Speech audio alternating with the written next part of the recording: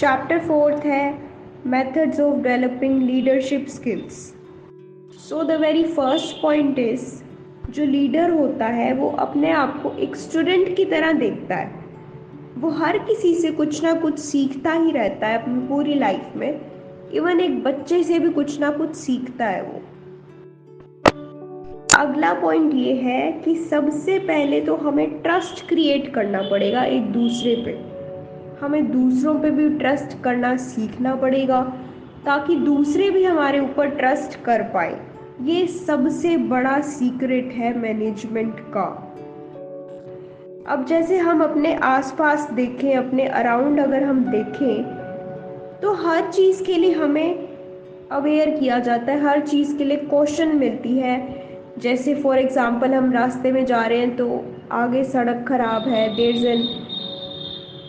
There is a breaker, और हर चीज़ के लिए हमें चेतावनी दी जाती है इस दुनिया में। जिसकी वजह से क्या हो रहा है, हमारा अच्छाई से विश्वास उठता जा रहा है। हर चीज़ पे हमें डाउट होने लग गया है। अब जैसे आप देखोगे, कोई भी हमें पॉजिटिव चीज़ कुछ बोले उस पर भी हमें डाउट होता है। फॉर एग्जाम्पल किसी ने हमें बोला I love you very much, तो हम सामने से उसको बोलेंगे रियली। अगर दूसरे ही हाथ किसी ने हमें बोला आई हेट यू, तो हम बड़ी जल्दी उस पर यकीन कर लेंगे, क्योंकि हमको लगता है कि वो नेचुरल है। किसी ने हमें आई हेट यू बोला, तो ये चीज़ जो है सोसाइटी में बहुत ही लंबे टाइम से प्रेवलेंट है। सिर्फ एक ही चीज़ है जो इससे हमें छुटकारा दिला सकती है, और वो है स्पिरिचुअलिटी। स्पिरिचुअलिटी हमारे जितने भी ये फॉल्स अलार्म्स होते हैं, जितने भी हमारे डर हैं, चिंताएं हैं, उन सब से जो छुटकारा दिला सकती है वो सिर्फ स्पिरिचुअलिटी है। अब हमें गुडनेस में यकीन करना पड़ेगा, हमें लोगों पे ट्रस्ट करना पड़ेगा। सारे जो कॉरपोरेट सेक्टर के एम्प्लॉयज़ हैं वो बिगविग्स हैं, करप्टेड नहीं होते। सारे पॉलिटिशियंस खराब नहीं होते। तो हमें ट्रस्ट करना सीखना पड़ेगा, और उस डिवाइन पे हमें ट्रस्ट करना पड़ेगा कि वो सारी अच्छी चीज़ें हमारी लाइव्स में, हमारी ज़िंदगियों में लेके आएगा। जैसे एक बर्निंग लैम्प का एग्जाम्पल ले लो। जब दिया जलता है तो उसके साथ साथ बाती और तेल भी जलता है, लेकिन क्रेडिट कौन ले जाता है सारा? दिया, कि सिर्फ दिया ही जल रहा है। तो ये जो अचीवमेंट है या कोई भी अचीवमेंट एक कलेक्टिव एफर्ट होता है, बहुत सारी चीज़ों का, बहुत सारे लोगों का। तो ऐसे ही स्पिरिचुअलिटी जो है एक कनेक्टिंग लिंक है, एक इंस्पिरेशन है, एक लहर है, एक एनर्जी है, एक डिविनिटी है जो हमें मदद करती है प्रोग्रेस करने में। ये एक लाइफ का वो कंपोनेंट है जिसे बोलते हैं स्पिरिचुअल कंपोनेंट। और सबसे मोस्ट इम्पोर्टेंट तो यही है अगर हमें लाइफ को बहुत स्मूथली चलाना है तो। अगला पॉइंट ये है कि इस स्पिरिचुअल कंपोनेंट की कमी की वजह से ही हम दंगे फसाद में, डिप्रेशन में, सुसाइडल टेंडेंसीज जो हैं वो सामने आती हैं, सिर्फ और सिर्फ इसी स्पिरिचुअलिटी की कमी की वजह से। तो ये हमें ज़रूर अपनी लाइफ में अडॉप्ट करनी चाहिए। नेक्स्ट पॉइंट ये है कि जब हम सेंस ऑफ बिलोंगिंग, किसी से अपनापन कैसे करना है वो सीख जाए, तो सारी जो दुनिया है हमारी फैमिली बन जाती है, एक हमारी एक्सटेंडेड फैमिली बन जाती है। हम सारे एक ही तो है, परमात्मा के ही लोग हैं सारे। तो सेंस ऑफ बिलोंगिंग या अपनापन बहुत ही ज़रूरी है हर सेटअप में, चाहे वो कॉरपोरेशन हो, एनजीओ हो, कोई रिलीजियस सोशल गैदरिंग हो। और जो अच्छा लीडर है वो एक अपनापन क्रिएट करता है, एक सेंस ऑफ रिस्पॉन्सिबिलिटी भी क्रिएट करता है सबके साथ। सबसे मेन इम्पॉर्टेंट पॉइंट है अगला, कि हम अपनी प्रेजेंस से बहुत ज़्यादा कन्वे करते हैं हम चीज़ों को, इतना हम अपने शब्दों से भी नहीं करते। जैसे कि एक छोटा बच्चा होता है, उसको कहने की ज़रूरत नहीं पड़ती कि आई लव यू, वो अपने इमोशन से, अपने जेस्चर से, हाव भाव से ही हमें दिखा देता है अपनी नॉन वर्बल कम्युनिकेशन से, बोल के बिना बोले ही वो बता देता है कि वो हमें कितना पसंद करता है, अपनी फीलिंग्स के थ्रू। तो एक की क्या है सक्सेसफुल लाइफ जीने का इस दुनिया में, वो है effective communication conveying the intended meaning, जिसको हम टू वे कम्युनिकेशन भी कह सकते हैं, कि सिर्फ अपना अपना पॉइंट ऑफ व्यू हमें नहीं बताना और वहाँ से हम ये नहीं कि अपना बता के चल लिए, हमें सामने वाले का भी पर्सपेक्टिव बहुत अच्छे से समझना है, उसको भी सुनना है ध्यान से। तो टू वे कम्युनिकेशन बहुत ज़रूरी है। नेक्स्ट ये है कि आपको मेक श्योर करना है कि सामने वाला आपका रिस्पॉन्स सुन रहा है अच्छे से, और उसने डाइजेस्ट करा है उस चीज़ को और रिस्पॉन्ड भी करा है अच्छे से। ये चीज़ इम्पोर्टेंट है। नेक्स्ट ये है कि स्पिरिचुअलिटी जो है ऐसा फोर्स है जो हमें मुश्किल से मुश्किल परिस्थिति में भी अच्छे से बाहर निकाल सकता है, और कभी हमारे चेहरे से स्माइल नहीं जाएगी अगर हम स्पिरिचुअलिटी को फॉलो करते हैं तो अपनी लाइफ में। नेक्स्ट पॉइंट ये है, जब हम अपने आप के साथ अंदर शांत रहते हैं, अंदर से हमारा माइंड शांत रहता है, हमारी बॉडी काम रहती है, तो हम वर्क स्पेस में अपने जहाँ हम काम करते हैं वहाँ पे भी पीस को क्रिएट कर सकते हैं बहुत आसानी से, और इससे हमारा वर्क कल्चर भी बहुत इम्प्रूव होता है। नेक्स्ट बहुत ही इम्पोर्टेंट और अच्छा सुंदर पॉइंट है, गुरुदेव कहते हैं कि दो तरह के माइंडसेट्स होते हैं। सबसे पहला लेबर यूनियन माइंड और दूसरा अथॉरिटेरियन माइंड। तो लेबर यूनियन माइंड वाले लोग क्या करते हैं, दूसरों पे उंगली करते हैं, हमेशा दूसरों को ब्लेम करते हैं, कंप्लेंट्स करते हैं कि तुमने ऐसा किया, तुम्हारी वजह से ऐसा हुआ। तो इसका सोल्यूशन क्या कहते हैं गुरुदेव, कि अगर हम प्रेजेंट मोमेंट में जीना स्टार्ट कर देते हैं तो हमारी कंप्लेनिंग भी रुक जाएगी सारी, बस हमें वर्तमान में जीना है, फिर कोई शिकायत भाव नहीं रहता हमारे अंदर। कंप्लेनिंग जो है ना सिर्फ एक प्रोडक्ट होता है हमारे अनकॉन्शियस माइंड का। तो अगर हम प्रेजेंट में आ जाएं तो ये सारी चीज़ें कंप्लेनिंग की ये भी दूर होती जाएंगी। दूसरा माइंडसेट है अथॉरिटेरियन माइंड।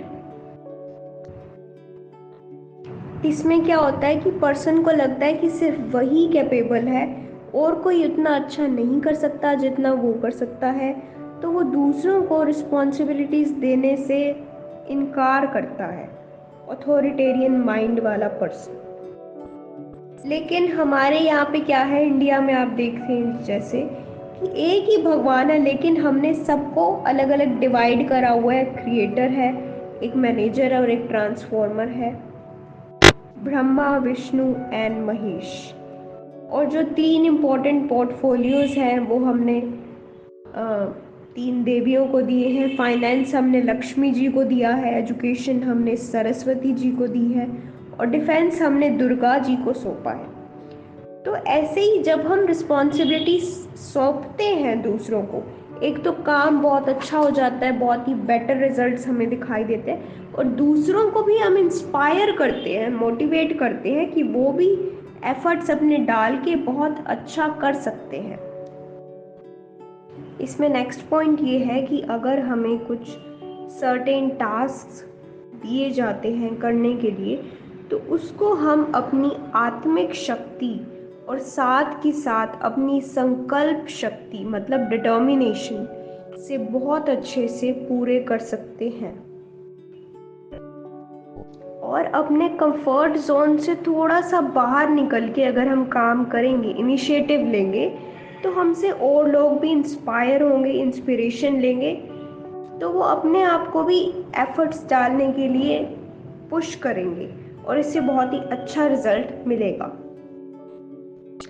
नेक्स्ट पॉइंट ये है कि आजकल हम देखते हैं कि वर्क प्रेशर बहुत ज़्यादा बढ़ता जा रहा है, वर्कलोड बढ़ता जा रहा है हर जगह ही, चाहे वो कोई भी फील्ड हो, कॉर्पोरेट फील्ड हो, टीचिंग फील्ड हो। तो उसका क्या फिर सोल्यूशन है, उसका ये वर्कलोड तो कम हो नहीं सकता, day by day it is increasing, right. तो 4 सोर्सेस जो है एनर्जी के, उनको हमें बैलेंस करना पड़ेगा। उसमें से हमने पढ़े हैं 4, कौन से? Food, sleep, breath and calm mind. सबसे मोस्ट इम्पॉर्टेंट है इसमें ब्रेथ, हमारी सांसें। एक बहुत अच्छा फैक्ट है, 90% जो इम्प्योरिटीज है हमारी बॉडी की, वो हमारे सांसों के थ्रू बाहर जाती है। कार्बन डाइऑक्साइड बाहर जाती है, ये सबको पता ही है, बट 90% जो इम्प्योरिटीज है वो फ्लश आउट होती है हमारी सांसों के थ्रू हमारी बॉडी से, और ब्लड भी प्योरीफाई होता है। तो ब्रेथ जो है वो एक लिंक है हमारी बॉडी और माइंड के बीच में। और गुरुदेव का कहना है कि for every emotion there is a corresponding rhythm in the breath. इसका मतलब है कि हमारे इमोशंस के ऊपर भी हमारा ब्रीदिंग रिदम है वो डिपेंड करती है। एक डिप्रेस्ड पर्सन है जिसको एंजाइटी हो रही है, टेंशन हो रही है, एंगर इश्यूज है, उसकी जो सांसें हैं उसका, वो जल्दी जल्दी सांस लेगा, उथली हुई सांसें उसकी होती हैं। और ऑन द अदर हैंड अगर कोई काम पर्सन है, बहुत ही सीरीन शांत व्यक्ति है, उसकी सांसें बहुत गहरी होती जाती हैं, डीप ब्रेथ्स वो लेता है। तो ये ब्रेथ जो है बहुत ही इम्पोर्टेंट एस्पेक्ट है एनर्जी इंक्रीज करने का बॉडी में। नेक्स्ट पॉइंट ये है कि जो हमारा माइंड है वो ऑसिलेट करता रहता है पास्ट और फ्यूचर में। हम प्रेजेंट में तो रहते ही नहीं, या तो हम पास्ट के बारे में सोच के एंग्री होते रहते हैं, या फिर फ्यूचर को लेके टेंशन में रहते हैं। तो यही कॉन्टिन्यूस चलता रहता है। इसकी वजह से हमारी बॉडी के अंदर बहुत सारे टॉक्सिन्स इकट्ठे होने स्टार्ट हो जाते हैं। तो इसका क्या सोल्यूशन है? इसका सोल्यूशन है हेल्दी ब्रीदिंग। हेल्दी ब्रीदिंग से सारे टॉक्सिन्स मोस्टली एलिमिनेट हो जाते हैं हमारी बॉडी से, और हमारे इमोशंस भी बहुत हद तक सुधर जाते हैं।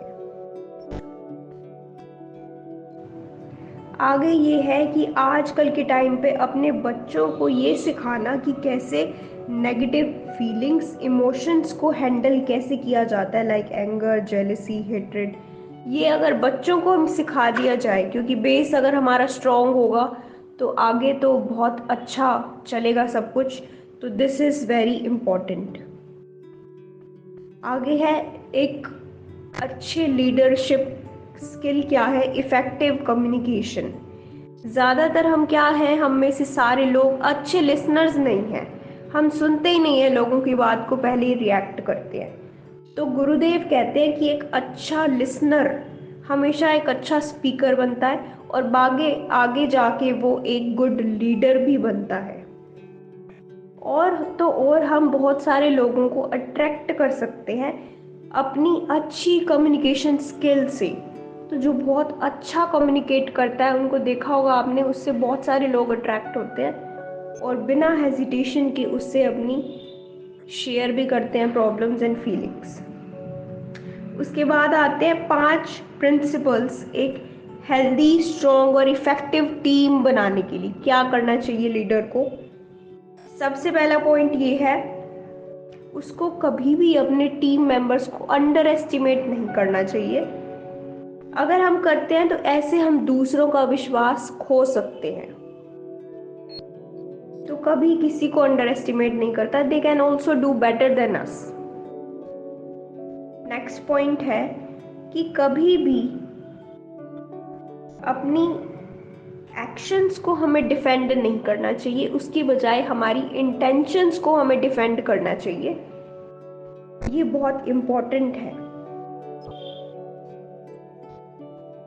उसका अगला पॉइंट है कि हमें टीम वर्क से हम बहुत कुछ अचीव कर सकते हैं बजाय कि अकेले के।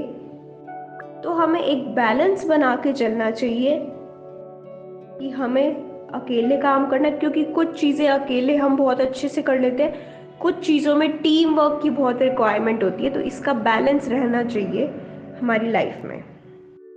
अगला ये है कि किसी की मिस्टेक्स को, एक टीम के अंदर जो बंदे हैं, किसी की भी मिस्टेक को डिफेंड नहीं करना चाहिए। इससे क्या होता है कि बाकी टीम मेंबर्स के साथ इनजस्टिस होता है, अन्याय होता है, और इससे पर्सन सीख भी नहीं पाता है।